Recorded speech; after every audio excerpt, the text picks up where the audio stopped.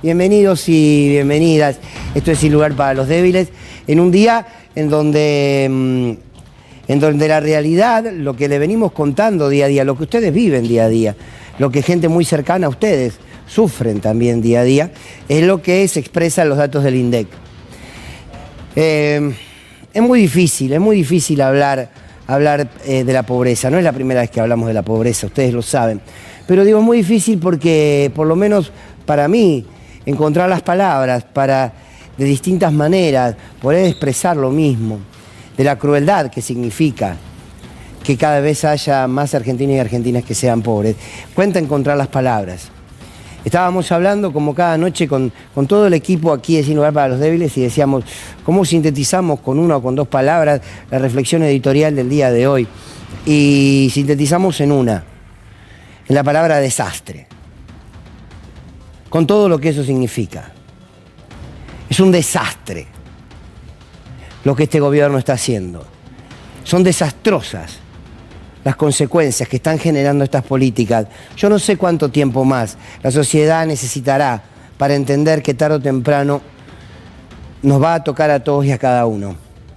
Pero quizás de manera reiterada, quizás insistiendo sobre lo mismo, pero esta noche, sabiendo que 25 millones de argentinos y argentinas son pobres, no podemos otra cosa que repetirlo. Que cada vez que hablamos de pobreza tenemos que transformarlo en una denuncia. Pero les doy la bienvenida una noche más, donde vamos a hablar también de la reforma laboral que ya se reglamentó, para ver cómo estos números de la pobreza del día de hoy, que son familias, que son personas, que son abuelos, mujeres, hombres, niños y niñas, esto va a crecer, porque la reforma laboral va a generar más desocupación y menos derechos. Lo vamos a hablar hoy, esta noche. Los invitamos a que se queden. Esto es Sin Lugar para los Débiles. Vieron que siempre se ha dicho que la matemática es una ciencia exacta, es una ciencia fría. Entonces yo les puedo decir 24.898.782. Mírenlo. 24.898.782 argentinos y argentinas son pobres. Les decía, les soy sincero, cuesta encontrar las palabras, a mí me cuesta. Las sintetizamos aquí, es un desastre esto. Esto es un desastre que parece no importarles a mucho. En verdad, la pobreza nunca fue parte de las prioridades de todos aquellos que no son pobres. Porque si se quiere, hay una construcción de un discurso social tan estigmatizante sobre la pobreza, tan vinculado a la violencia, tan vinculado a que el pobre es pobre porque quiere, que cuando aparecen estos números siempre hay alguien que te dice, bueno, pero pobre somos siempre. Entonces parece que ahí se resume la discusión. Y en estos números, 24.898.782 personas en la pobreza, es lo que nos hacen confirmar que estamos viviendo una tragedia humanitaria. En la Argentina estamos viviendo una tragedia humanitaria y parece que propios y extraños no lo ven de esta manera. No le dan el volumen y la importancia que esto tiene. Nunca se es pobre por elección. Qué obviedad, dirán algunos, Fernando, ¿no? No, porque nosotros tenemos hombres y mujeres de este gobierno que aseguran que aquel que está en el lugar de la pobreza lo ha elegido o no ha hecho lo suficiente. Y a veces, desde los sectores de la clase media, se tiene tanto miedo a ser pobre, quiero decirles que hoy en día estamos muy cerca de serlos, se tiene tanto miedo que entonces parece que se quieren alejar de su dolor, alejar de su necesidad, alejar de su reclamo y tratar de parecerse más a los que están arriba. A ver si con el simple hecho de repetir el discurso de los que están arriba o intentar parecerse a los que están arriba, van a evitar correr el riesgo de ser pobres. Les doy una pésima noticia. No. Porque cuando vos tenés un modelo que genera desempleo, que destruye la industria, que atenta contra la educación, que quita recursos, que quita programas sociales, que te quita el trabajo, que tiene salarios a la baja, que te mete tarifazos bestiales, ese tipo de modelo, tarde o temprano, te lleva a la pobreza. Este es el desastre en que vivimos. Nadie elige entonces ser pobre. Y la pobreza nunca es causa. La pobreza es siempre consecuencia. ¿Consecuencia de qué? Consecuencia de la falta de distribución. No de redistribución, no de distribución. Cuesta mucho a los gobiernos, en un modelo neoliberal, en un modelo capitalista, en el marco de lo que significa una política global, donde está bien visto que el mercado concentre en algunos sectores el poder del capital y después derrame. Esa lógica está tan bien vista que siempre esto queda en el mundo de los números. ¿Cómo se puede expresar? ¿De qué manera? Piénsenlo, porque a mí no se me ocurre con toda sinceridad. ¿De qué manera se puede expresar que vos tenés hoy casi 60% de niños y niñas pobres? ¿Puede ser que a nuestra dirigencia política esto no le importe nada? Y muchos saldrán rápidamente, sí, ¿cómo no nos va a importar? ¿Cómo no nos va a importar? Bueno, a ver, ¿cómo se demuestra que importa? A los medios de comunicación, ¿cuánto nos dura esta información? ¿Cuánto nos dura este número en nuestra mente? 24.898.782 hombres y mujeres que no tienen para comer, que no tienen dónde vivir, que no tienen las necesidades satisfechas. Aquí, por más que propios y extraños, el gobierno y también gente que se dice opositor, te dice que los dichos de Evita, donde hay una necesidad, nace un derecho, es una mentira, porque las necesidades son infinitas. No estamos pidiendo tener un pueblo que pueda satisfacer todas sus necesidades en términos individuales, pero hay necesidades básicas que todo Estado y que todo gobierno debe trabajar para satisfacerlas a la sociedad, porque las riquezas de nuestro pueblo, de nuestro territorio, le pertenecen al pueblo, no a la decisión de 5 descerebrados.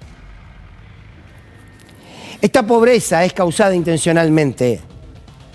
Esta pobreza no cae de un paracaídas. Esta pobreza es consecuencia de estas políticas. Pero claro, podemos entrar en detalle. Miren lo que hoy mostró el INDEC sobre la pobreza, para ver cómo afecta a todos los sectores. Y va a crecer. Quiero decirles que va a crecer.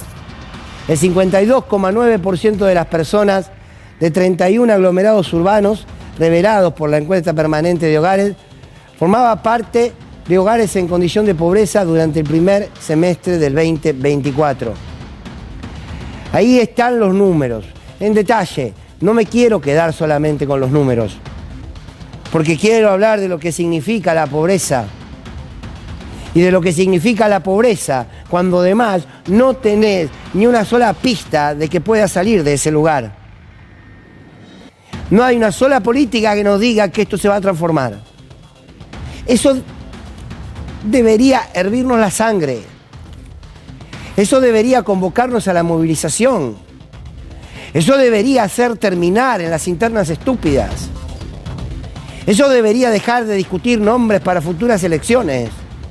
Eso debería dejar de pelear a los sindicatos para que no le toquen la platita de las obras sociales. Debería detenerlo todo.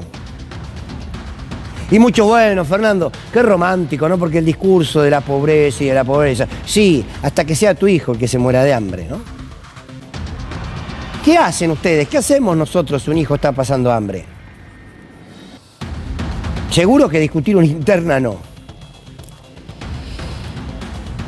Quiero mostrarle esta foto, la foto de Karina Milei con Susana Jiménez.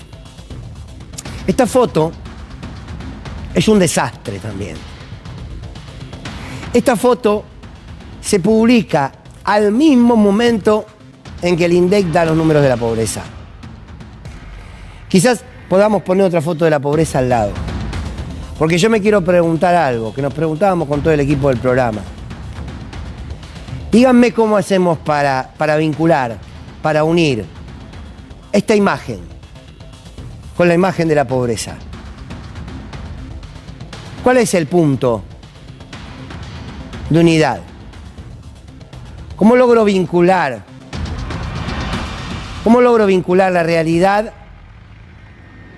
de la pobreza en nuestro país con esta imagen? Un cartonero corriendo por la calle con esta imagen. ¿Cómo quiere que la vinculemos el gobierno? Que mientras unos pasan hambre, mientras son cada vez más y más argentinos que viven en estas condiciones, ¿cómo lo vinculo con esa foto? ¿Qué quiere decir, Fernando? ¿Que nadie se puede sacar fotos con artistas, porque hay pobres? No. Te puedes sacar la foto que quieras. Lo que no podés es exponerla abiertamente, porque parece que esas risas se ríen de una realidad que desconocen o que la conocen y mucho peor aún no les importa nada. Y es cierto, ¿se acuerdan del presidente? ¿Se acuerdan del presidente cuando un colega se le acercó y le dijo alguna vez que hay hambre, que la pobreza crece? Recuérdenlo, lo que le respondió Javier Milei. Libro general. Pero ¿ustedes se creen que la gente es tan idiota que no va a poder decidir? Va a llegar un momento que se va a morir de hambre, con lo cual, digamos, se va a decidir de alguna manera para no morirse. Es decir, entonces no necesito que alguien intervenga para resolverme la externalidad del consumo. Cuánta ignorancia, ¿no? Cuánta ignorancia política, no. Cuánta ignorancia humana, cuánta ignorancia del orden de las emociones. Si alguien se mueve de hambre, va a hacer algo para dejar morirse de hambre. Por supuesto que sí. Pero esa es la lógica de la supervivencia. Esa es la lógica de la ley del más apto. Esa es la lógica de la ley de la selva. Precisamente un gobierno democrático debe generar las condiciones para que eso no suceda. Porque de verdad, voy a tomar una palabra, una reflexión, con mis palabras, que siempre ha utilizado nuestro querido y admirado amigo Víctor Hugo.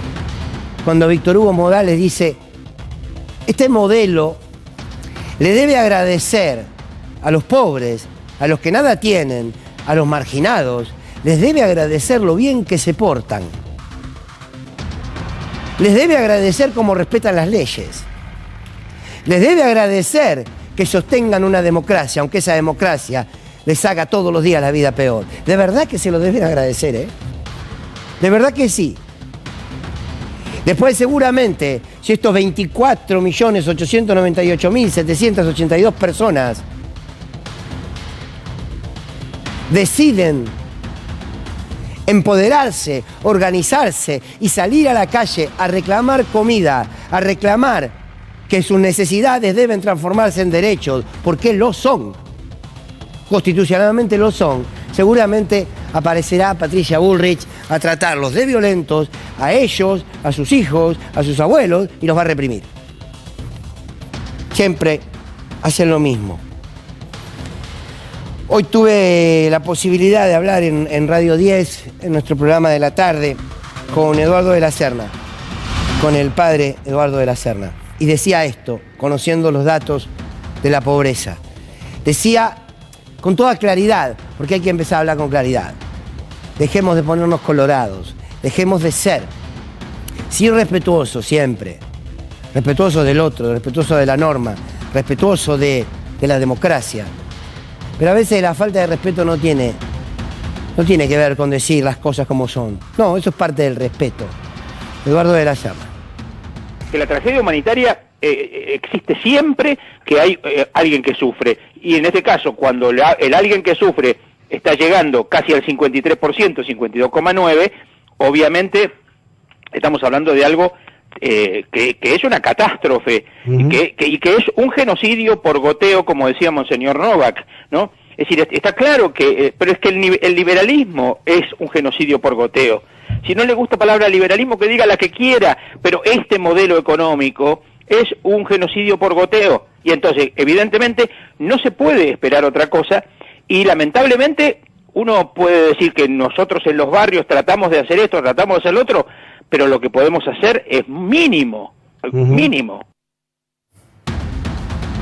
Bien, sí, es un genocidio por goteo. Qué exagerado. ¿Vieron que nosotros tenemos como cierto lenguaje que está permitido y cierto lenguaje que no está permitido, digo, como sociedad, ¿no? Que se puede decir barbaridades, se puede decir pavadas. Lo que no se puede decir que aquellos que llevan adelante políticas que generan hambre son criminales. ¿Está mal?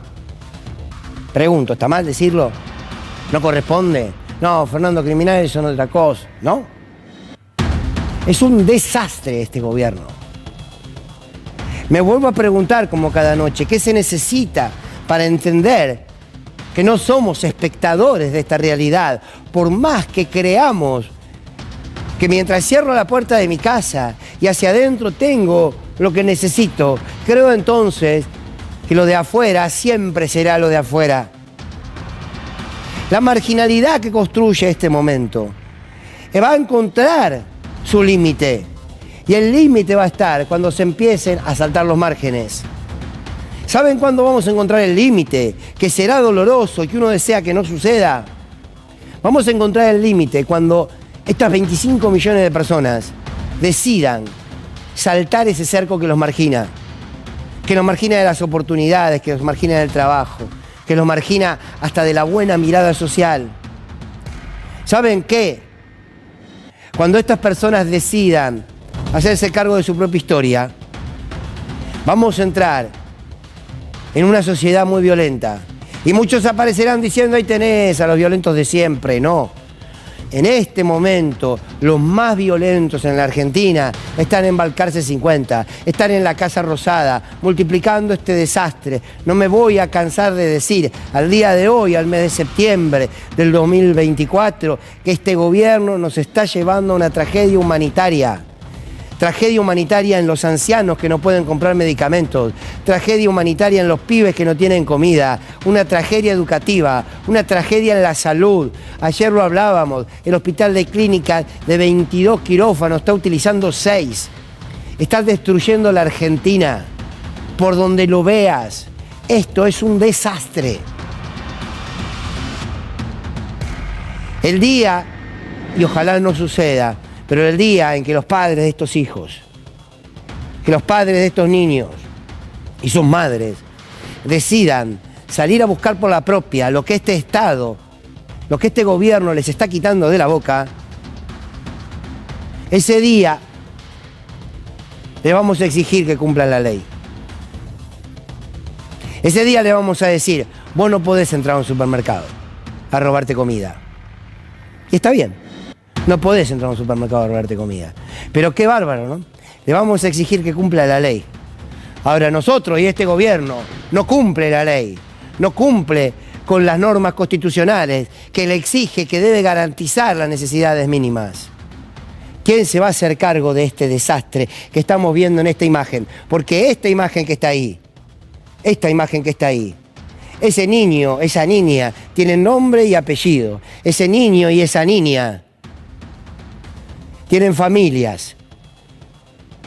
¿Alguien puede creer que un padre, que una madre puede estar contento de que su hijo o su hija coman en un comedor? Este es el desastre de la libertad de Milei. Milei no va a parar. Adorni no va a parar. Porque para colmo te aparece Adorni y te dice, no, bueno, este es un resultado del populismo. Volvamos al populismo, por favor. Cuando estos pibes estaban de vacaciones en una playa y comían en su casa, no comían ni en la escuela ni en el comedor. Volvamos al populismo, donde nuestros pibes tenían notebook. Volvamos al populismo, donde nuestra educación crecía a diario. Volvamos al populismo, donde se llegó al 50-50. Volvamos al populismo, donde las industrias crecían y las fábricas se abrían. Volvamos al populismo, en donde se articulaba con toda la patria grande. Volvamos al populismo, donde nos desendeudábamos para ser un país soberano. Y dejemos de repetir de que la libertad mía es lo que importa. Yo no puedo ser libre mirando el rostro de este pibe. No se puede ser libre, no podés sentirte en libertad si tenés 24.898.782 personas que tienen hambre. Esto es un desastre. A ver si nos despertamos. A ver si nos despertamos, porque empezamos a caer en caída libre. A ver si se despierta la oposición. A ver si dejan las internitas. A ver si los sindicatos se movilizan por algo más que el dinero para la dirigencia sindical. Este desastre solo lo detiene el pueblo, democráticamente, con responsabilidad, con respeto. Que este número, deseo profundamente, y saben que no lo digo con maldad, y me lo digo a mí mismo, y lo digo a todos humildemente, que este número no nos deje dormir. Que este número nos convoque una pesadilla tras otra. Que este número nos haga sentir culpables por acción o por omisión, pero sobre todo, que este número nos llene de bronca, de la bronca sana, de la bronca sin odio, de la bronca que dice levantar el trasero del sillón y salir a la calle a gritar una vez más que el hambre es un crimen, que tiene responsables, que se llama Caputo, que se llama Sturzenegger, que se llama Milei y que se llama toda la banda de Alibaba que gobierna la Argentina, en nombre de una libertad que no aceptamos. No me pidan que sea libre a costa del hambre de los pibes. A nosotros al menos no.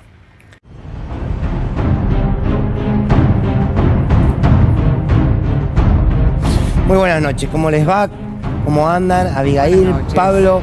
Bueno, en una noche difícil, pero que como siempre aquí les vamos a proponer reflexionar sobre la realidad, nos vamos a meter de lleno con la reforma laboral y también vamos a intentar darle siempre esa cuota de que a veces despierta una risa, una sonrisa, porque son necesarias en estos tiempos. Bueno, Abigail, Pablo, señor Magallanes, muy buenas noches. Muy buenas noches, muy buenas noches. Sí. 25 millones. Sí. ¿Se acuerda de ese clásico de Ennio Morricone?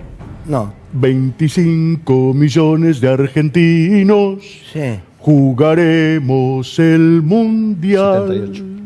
Ojalá que estos 25 millones Ojo.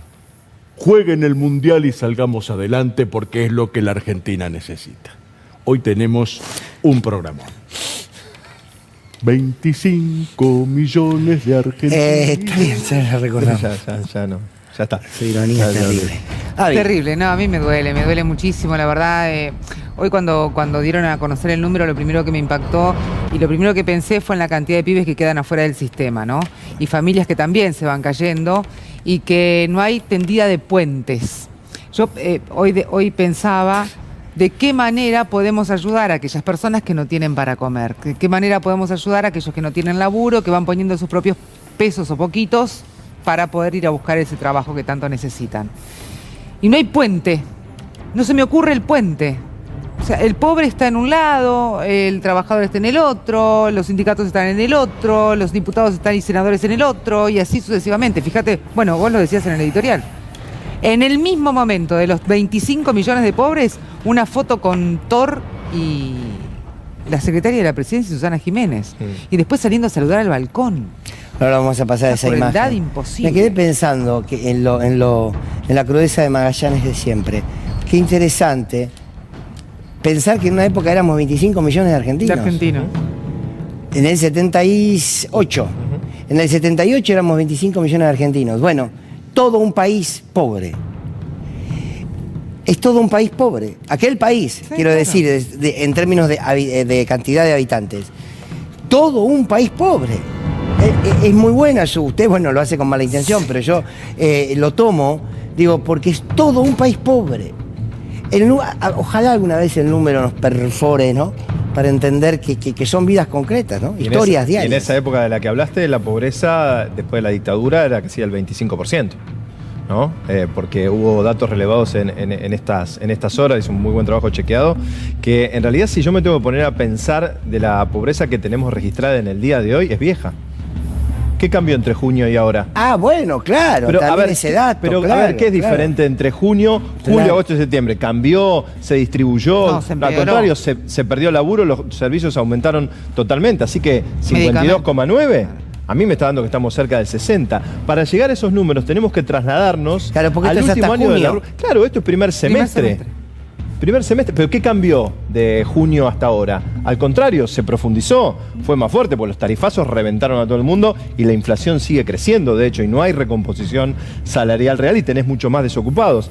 Vos sabés que estaba mirando estos datos y vos te tenés que ir más o menos a finales de 2001 para tener números de estas características, donde después del estallido se fue al 66% la pobreza. No estamos tan lejos de esos números, ¿no? Sí, pero me parece que es otra sociedad, ¿no? Totalmente. Que evidentemente entiende que las reacciones se deben dar en otro tiempo. Hoy en un momento, perdón Agostina, que me salteo quizás, hoy en un momento dio a conocer un tuit la presidencia donde hablaba de crecimiento. Sí, y que bajaba la pobreza. Ahora en un ratito lo vamos... Capital humano. Lo vamos a sumar. El destacado del Betovelo. capital humano. Capital humano. Sí. Ahí está. Miren, el destacado de Capital Humano, el Consejo Nacional de Coordinación Política Social del Ministerio de Capital Humano, visualiza una desaceleración en los índices de pobreza. Yo, la verdad... Bueno, pero esto es como la encuesta que ayer yo no te creía que decía Majul. O sea, que los números de la imagen del presidente baja, sí. pero en realidad es un dato positivo. La fortaleza. Ahora, no entiendo. Bueno, pero Sí, no hay que, entiendo. pero digo, poner otra vez, Agos, por favor. Porque uno, qué sé yo, ¿qué les parece que es un chiste? O sea, la pobreza subió y esta gente dice que se desaceleró. Sí, según Sí, dice está el bien. pico, se alcanzó en el A ver. primer trimestre. Claro, desacelerarse no significa que caiga, significa que no está tan acelerada, que no sube como subía antes. Igual, todo un país, aquel país en términos habitacionales, en términos de habitantes, del 78, todo ese país hoy es pobre. Pablo, dale. Un par de datos más para tener en cuenta. Néstor terminó con el 37%, Cristina llegó al 28% al final de mandato, ¿no? Si hablamos de Macri fue el 35,5%. Alberto la dejó en 41,7%, pandemia de por medio, pero en 6 meses esto la verdad que es muy potente, ¿no? Y es realmente muy, muy fuerte. Repasemos algunos datos que hemos compilado en el día de hoy como para tener en cuenta, porque además tenés que 2 cada 3 pibes de 0 a 14 años son pobres en la República Argentina y eso realmente impacta y mucho. Mirá, acá tenés, somos 47 millones de argentinos, 24,9 millones de pobres, 8,5 millones de indigentes, el 50% subió, Sí. la indigencia, que es realmente muchísimo. Ahí tenés lo de 2 de 3 chicos de 0 a 14 años son pobres porque es el 66,1%. Es realmente muy, muy fuerte lo que ha pasado. Y bueno, recién repasabas el tuit de Capital Humano, donde ellos entienden que se está desacelerando, ¿viste? Como también está la recomposición salarial Pero y estos vos- punteos que hacen en el día de hoy. Hay algo que me llama más la atención todavía del comunicado de Capital Humano, pero que no es la primera vez que lo dice este gobierno, que gracias a la inflación, a que se desacelera la inflación, que es la que genera pobreza, yo realmente no entiendo a veces, está bien, yo no soy economista, por ahí los números no son lo mío, pero no entiendo si solamente la inflación fuera la causal o la causante de la pobreza o la indigencia en la Argentina, tendríamos que haber desaparecido, convengamos. Claro, porque ellos te muestran cómo baja la inflación, pero sube la pobreza. Exacto. Pero tomemos algo. Estos dichos, hoy habló Adorni, ¿no? Ahora lo escuchamos. Que pone la responsabilidad siempre para atrás. La misma lógica, y yo aquí quiero poner un ejemplo, que es un ejemplo objetivo. No es un ejemplo de si a uno le simpatiza más una dirigencia política.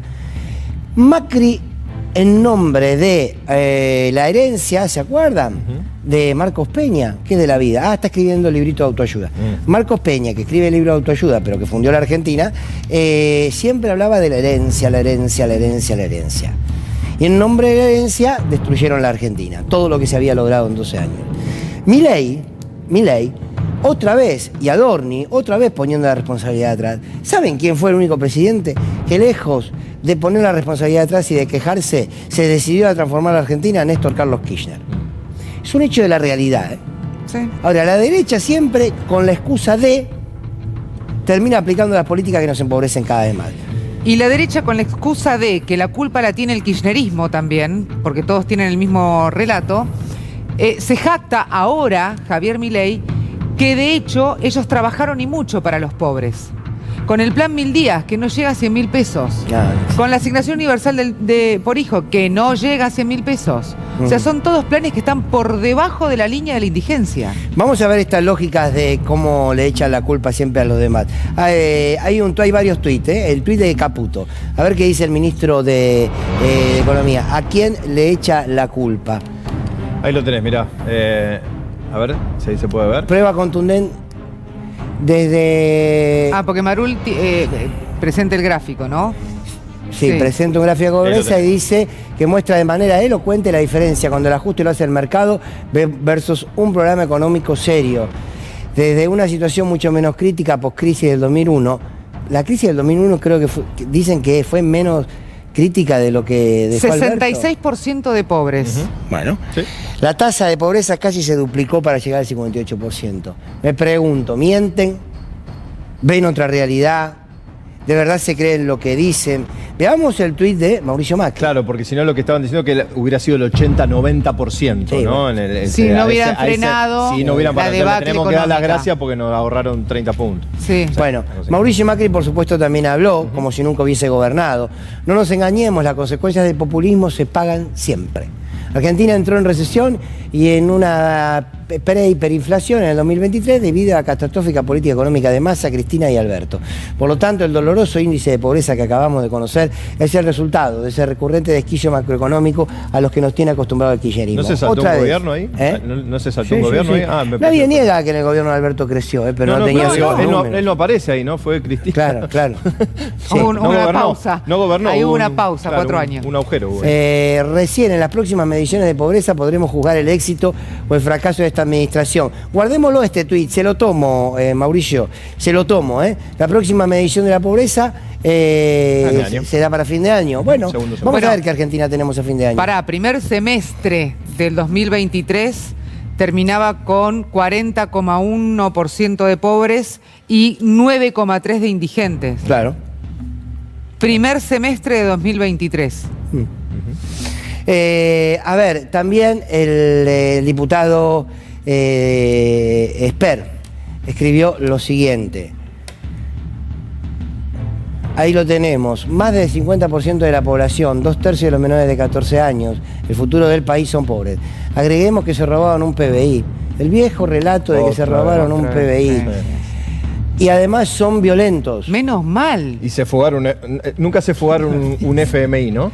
El kirchnerismo es la peor mierda política que se inventó en Argentina. Qué violento Esto es violencia política. Qué violento ese Esper, Dios Esto mío. de violencia política. Tipo Digo violento. porque Patricia Bullrich denunció a Pablo Viró, que está reclamando junto con los trabajadores de aerolínea por una mejora de sus salarios y para que no privaticen la empresa, dijo que si el gobierno profundizaba estas políticas, la situación iba a estar mucho peor, o la situación iba a ser mucho más grave. Lo denunciaron por una especie de amenaza a la institucionalidad, no sé qué verso. ¿Y esto qué es? Lo del violento del Esper, el señor de los aviones, cuyo contenido desconocemos. Del señor violento de Esper, cuando dice que el kirchnerismo es la peor mierda de... ¿Qué es? Si no es violencia. Esto es la libertad de expresión. Es como el spot que vimos el otro día, ¿no? Sí. El De virus. los... Sí. ¿Qué? ¿Por qué pone caras? Para mí es una metáfora. Ajá. ¿Qué parte? El kirchnerismo es una mierda, es una Ah. metáfora, es una construcción metafórica. Yo le puedo decir algo, Fernando.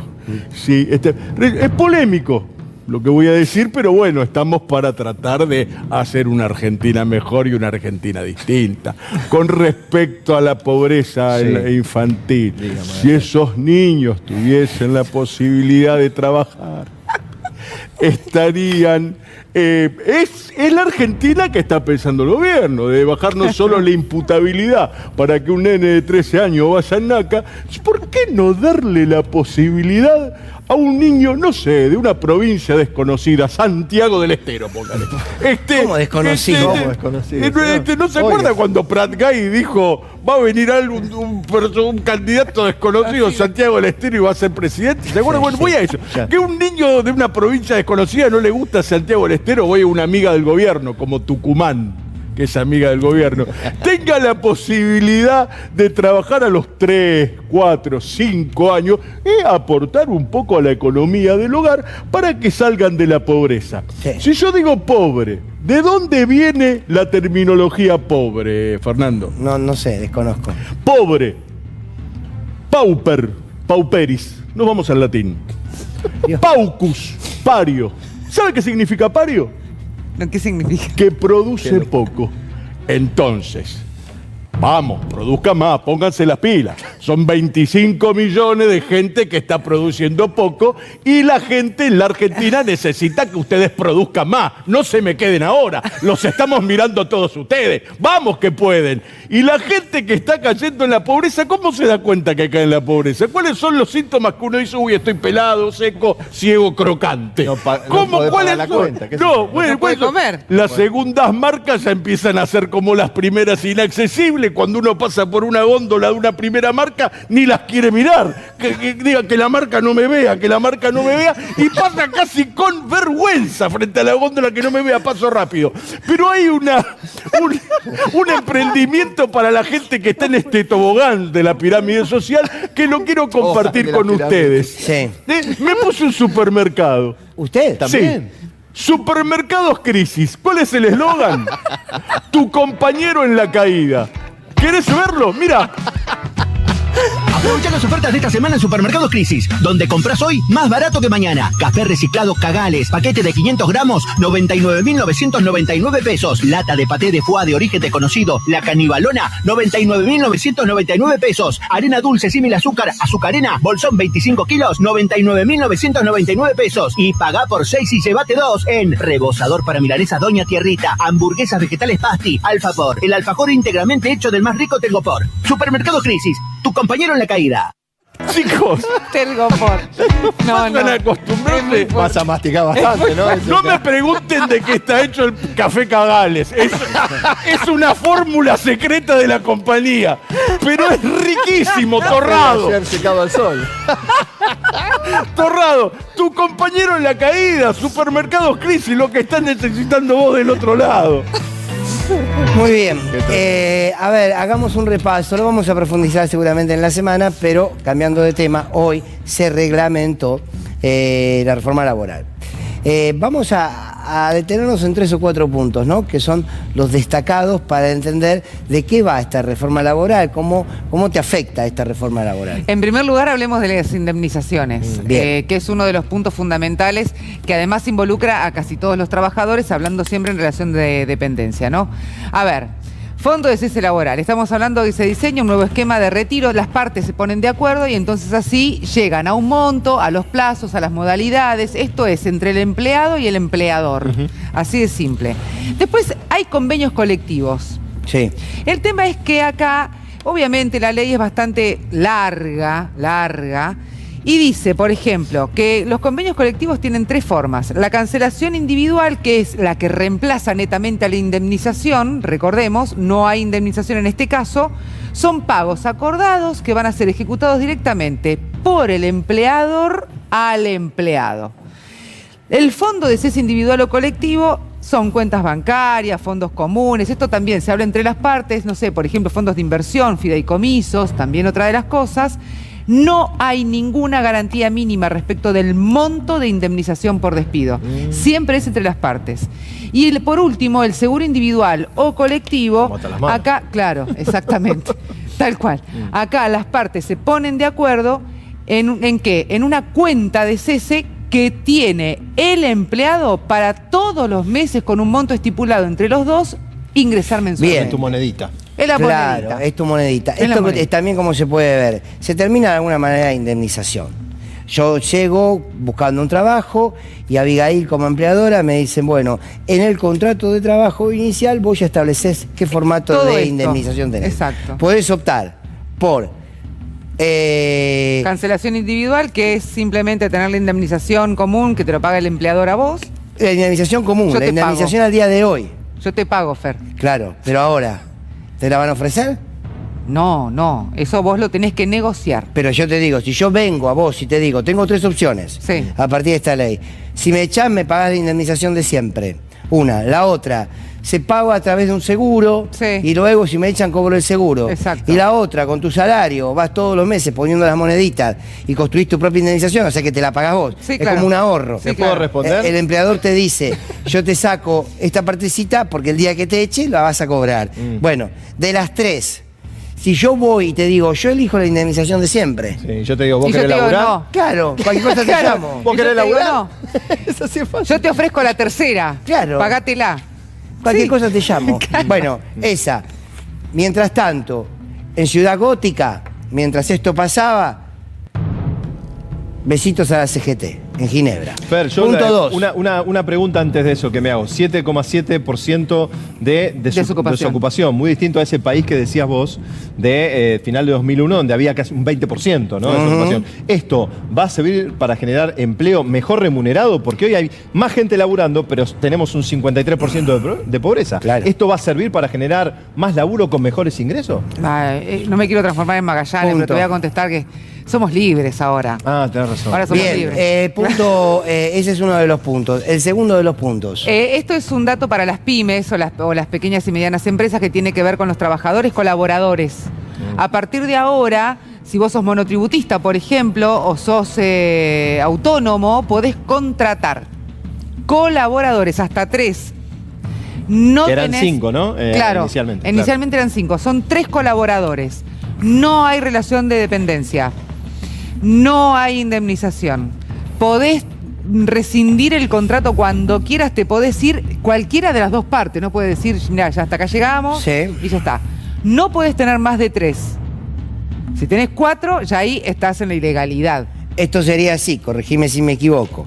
Yo sigo con el ejemplo con la Está muy actuación. bien, dale. Yo voy a buscar un trabajo. Vos, Poneme en el lugar de empresaria que me Sí, gusta. Sí, vos claro. sos una pequeña Ah, empresaria y decís, o sea, vos podés tener al señor Magallanes, lo podés tener a Pablo y me podés tener a mí como empleados, pero registrados como colaboradores.